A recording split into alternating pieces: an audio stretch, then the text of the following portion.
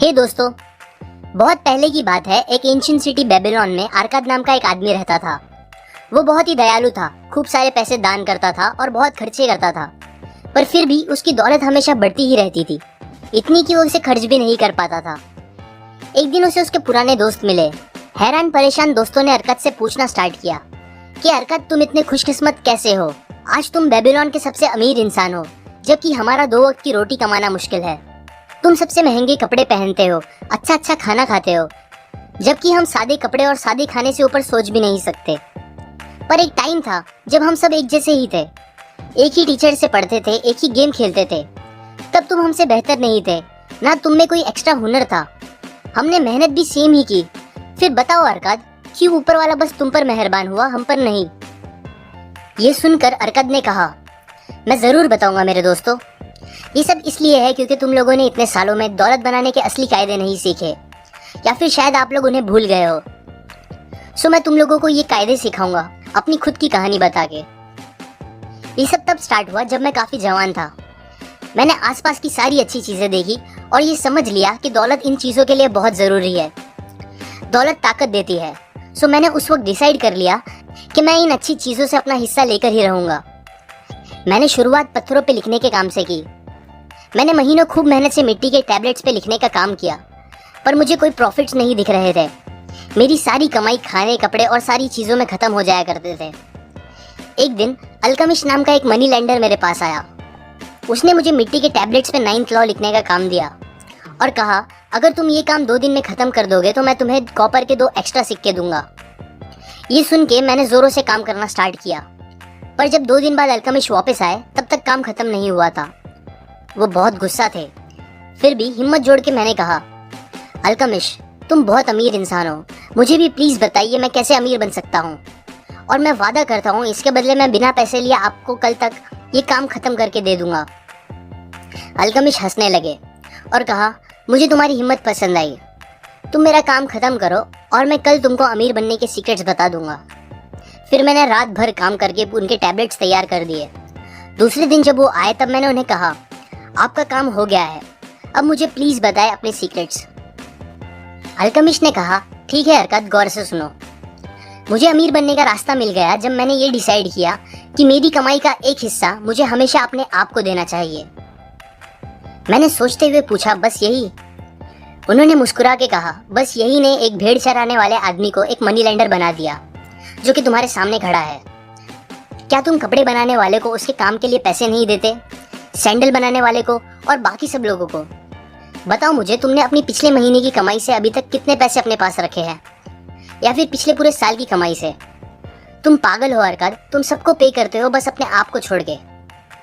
याद रखो, हर वो गोल्ड का सिक्का जो तुम बचा के अपने आप को दोगे वो तुम्हारे स्लेव जैसा होगा, जो तुम्हें और कॉपर के सिक्के बना के देगा।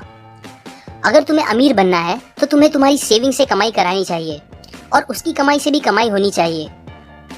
इस बात को हल्के में मत लेना। ये नॉलेज देके मैं तुम्हें तुम्हारे काम से 1000 गुना ज्यादा पे कर रहा हूँ। तुम्हारी कमाई का एक हिस्सा, जो कि 10% से कम नहीं होना चाहिए, तुम्हारा है और तुम्हें उसे अलग रखना चाहिए। पता है अरकाद, वेल्थ एक पेड़ जैसा होता है जो एक बीज से पैदा होता है। तुम्हारा पहला बचाया हुआ सिक्का तुम्हारा बीज होगा, जिससे तुम्हारी दौलत बढ़ेगी। तुम्हारा अपनी हर कमाई का 10% अपने पास रखना वो झाड़ को पानी देने जैसा होगा, और ये तुम जितना जल्दी स्टार्ट करोगे उतना जल्दी तुम एक दिन उस झाड़ की छांव में आराम कर सकोगे।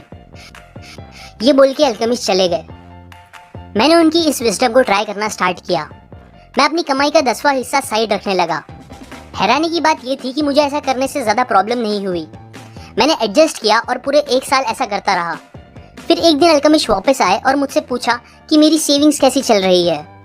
मैंने कहा, काफी अच्छी। और फिर उन्होंने मुझसे पूछा कि मैंने अपने उन पैसों का क्या किया। मैंने बताया कि वो मैंने अपने एक दोस्त को दिया है जो समुद्र के रास्ते से जाकर दूसरे देश से महंगे गहने सस्ते में खरीदने गया है। हम वो गहने बेबीलोन में महंगे बेच के ज्यादा पैसे कमाएंगे। उन्होंने मुझसे पूछा कि मेरा दोस्त क्या यही काम करता है। मैंने कहा, नहीं, वो तो ईंट बिछाने का काम करता है। अल्केमिस्ट बहुत गुस्सा हुए।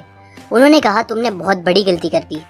तुम एक ईंट लगाने वाले इंसान पे कैसे भरोसा कर सकते हो कि उसे गहनों की अच्छी जानकारी होगी? क्या तुम एक बेकरी वाले से जाकर सितारों के बारे में पूछोगे?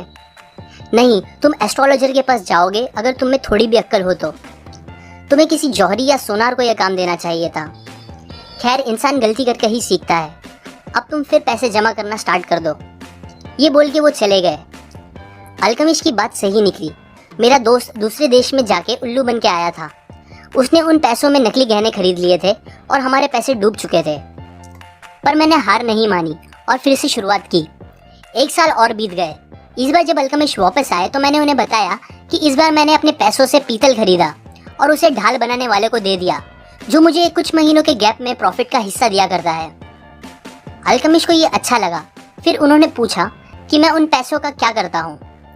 तो मैंने उन्हें बताया कि मैं अपने उन पैसों से अच्छे कपड़े और दूसरी अच्छी अच्छी चीजें खरीदी।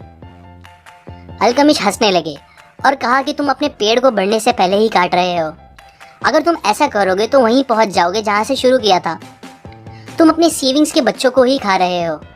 तुम्हें अभी अपनी कमाए पैसों को फिर इन्वेस्ट करना चाहिए और ऐसा करते रहना चाहिए बिना उसे फालतू चीजों पर खर्च करे। एक टाइम आएगा हरकत जब तुम दिल चाहे पैसे खर्च कर पाओगे बिना तुम्हारी कमाई को कम किए, पर वो टाइम अभी नहीं है। अब अल्केमिस्ट 2 साल बाद मुझसे मिलने आए। उन्होंने मुझसे मेरे बिजनेस के बारे में पूछा। मैंने कहा अभी तक जितना मैं चाहता था उतने पैसे तो नहीं कमा रहा, पर हाँ, मेरी इन्वेस्टमेंट पैसे बना रहे हैं और उसके बच्चे और उसके बच्चे के बच्चे भी पैसे बना रहे हैं। मैंने फाइनली पैसे कैसे बनाते हैं सीख लिया है आपकी मदद से। ये सुनकर अल्केमिस्ट ने मुझे अपना पार्टनर बना लिया और आज तुम जानते ही हो मैं कहाँ पहुँच गया हूँ। मेरे अमीर बनने के सीक्रेट्स और वेल्थ बनाने के कायदे मैंने सब इस कहानी में तुमको बता दिए हैं। मैं विश करता हूँ तुम लोग भी जल्दी इस नॉलेज को यूज करना स्टार्ट कर दो। सो टू कंक्लूड, इस पूरी कहानी से हमने 3 की लेसन सीखे हैं। पहला, पे योरसेल्फ फर्स्ट। हमें कैसे भी करके हमारी कमाई से एटलीस्ट 10% अपने लिए बचा के रखना चाहिए और बाकी बचे 90% से सारी ज़रूरतें पूरी करनी चाहिए। कुछ भी हो, उन पैसों को हमें रखते रहना चाहिए जब तक कि उसे इन्वेस्ट करने के लिए सही अपॉर्चुनिटी ना मिले। Number 2, seek advice from people who are competent to give it.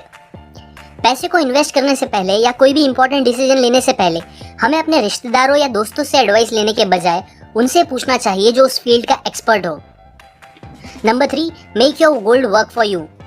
जब हम अपनी इन्वेस्टमेंट से पैसे कमाएंगे तो हमें उस प्रॉफिट को फालतू चीज़ों पे खर्च नहीं करना चाहिए, बल्कि उसे वापस इन्वेस्ट करना चाहिए जब तक हम वो स्टेज पे ना पहुंच जाए कि हमारे खर्च करने से हमारी कमाई पर कोई फर्क ना पड़े। ये लेसन्स मैंने the richest man in Babylon book से बताई है, जो कि फाइनेंशियल लिटरेचर की एक क्लासिक बुक है। लाइक करें अगर आपको ये लेसन्स काम के लगे, अपने व्यूज कमेंट करें, शेयर करें इस नॉलेज को अपने फैमिली और फ्रेंड्स के साथ।